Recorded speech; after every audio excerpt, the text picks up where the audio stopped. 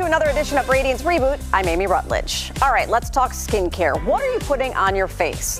Thousands of new beauty products are released each year. Some of them have ingredients you may have heard of or know, like a retinol or a hyaluronic acid.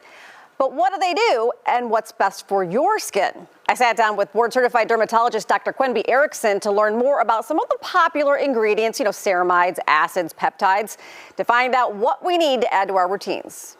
What is a ceramide?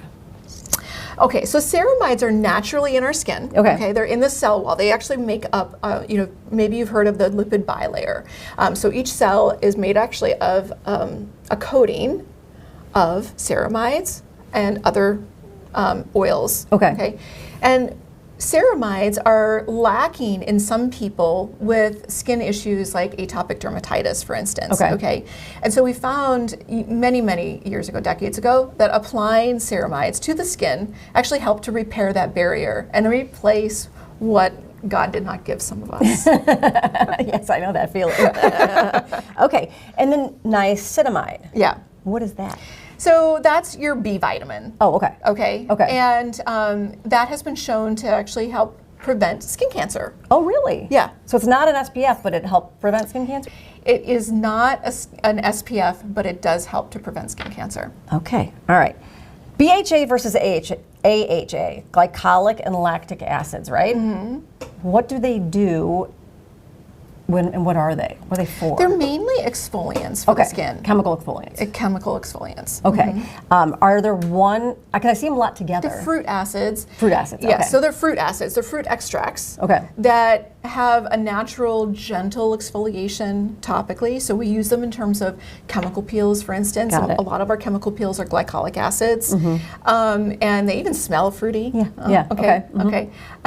In skincare, they're used to either take off that stratum corneum layer naturally, which is the protective layer that also gets kind of rough and dry. Yeah. Okay. And it also helps to have your active ingredients penetrate more fully into the skin with an alpha hydroxys. Okay.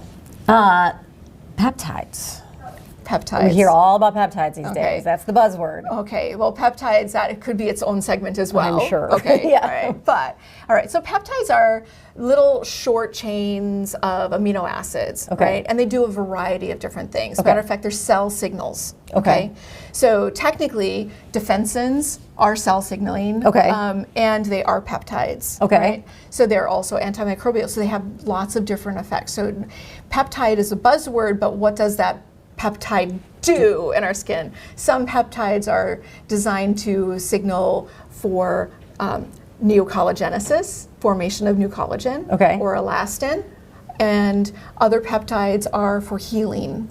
And I mean, the sky's the limit in terms of what those signals are supposed to do. Copper peptides have been a big buzzy thing. What's with the copper and the peptides? So copper is actually important in neocollagenesis. Okay. Building more collagen. Building more collagen. Everything kind of comes back to building more collagen. Yeah. Okay. Okay, so with all these things, how are people supposed to know what they need? Because you can't wear all this stuff on your face at once. It is overwhelming, truly, even for a professional. I can tell you that as I was preparing for this segment today, I'm like, oh, but this one, oh, but that one. Right. Yeah. And so it really, I think what I try to tell people is it kind of boils down to what are you actually enjoying applying to your skin and what will you actually use? Because there are a variety of ways to get there, but what does your skin respond best to? Yeah. It's a matter of trial and error for some people, and other people don't mind having a 13-step product. Process. Right. And I also think people really need to see a dermatologist as they're figuring out their skincare routine, because if you're going into a big box store and buying 15 things, you could be doing more harm than good. Yeah.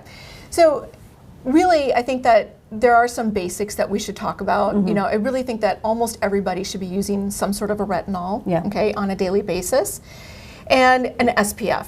And so that would be the very bare basic, program. Right.